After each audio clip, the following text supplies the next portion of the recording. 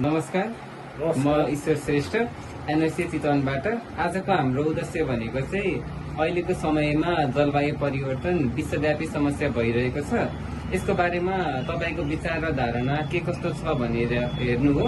सर्वप्रथम तपाईको परिचय गरिदिनु अनि हामी प्रश्न उत्तरमा जान्छौँ। धन्यवाद।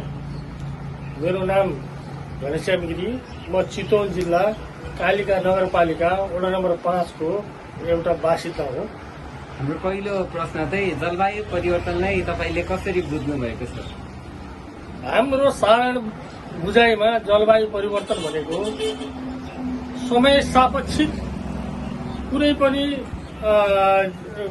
यो पृथ्वीमा जुन परम्परागत रूपमा भएका नियमित हुने कार्यक्रम नहुनुलाई नै जलवायु परिवर्तन भनेर बुझिन्छ। जस्तो कि उदाहरणमा मैले भन्नुपर्दा यो कुरालाई कसरी प्रस्ताउन सक्छु भने समयमा पानी नपर्नु, पानी पर्ने समयमा पानी नपर्नु, पानी पर्न नहुने समयमा अथवा खडेरी पर्ने समयमा पानी पर्नु, जस्तो जाडोमा अत्याधिक जाडो हुनु, गर्मीमा अत्याधिक गर्मी, यी यावत कुराहरूले हामीले साधारण बुझाइमा चाहिँ यी कुराहरूलाई चाहिँ जलवायु परिवर्तन भनेर बुझ्ने गरेका छौँ। अर्को प्रश्न चाहिँ यस प्रकार छ, जलवायु परिवर्तनका मुख्य कारणहरू के होला तपाईको विचारमा चाहिँ?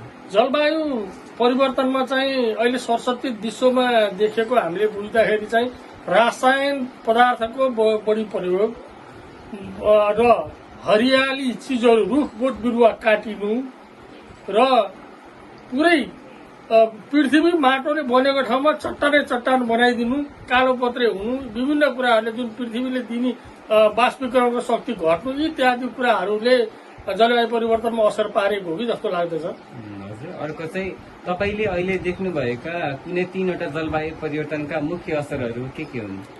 हामीले सशस्त्र हेर्दा दैनिक जीवनमा पाएका असरहरूमध्ये अब अघि नै मैले एकपल्ट भनि पनि सकेँ, जाडो याममा चाहिँ अत्याधिक जाडो हुनु, गर्मी याममा अत्याधिक गर्मी बढिराखेको छ, गर्मी हुनु र पानीको बर्खा याममा पानी पर्नुपर्ने समयमा पानी कम पर्नु, यी इत्यादि कुराहरूले समयमा कुनै चिज पनि नभएर ठ्याक्कै त्यसो उल्टो समयमा हुँदाखेरि र हुनुपर्ने भन्दा बढी त्यो चिज कहिलेकाहीँ भइदिँदाखेरि यही नै पहिला परम्परा कालदेखि चले आएको समय अनुसार नभए यही नै जलवायु परिवर्तन हो कि जस्तो भन्ने हामीले महसुस गरेका छौँ। अर्को चाहिँ तपाईँले सहनुभएका जुन समस्याहरू छ जलवायु परिवर्तनले गर्दा, यसलाई चाहिँ तपाईँले कसरी अनुकूलन गर्नुभएको छ?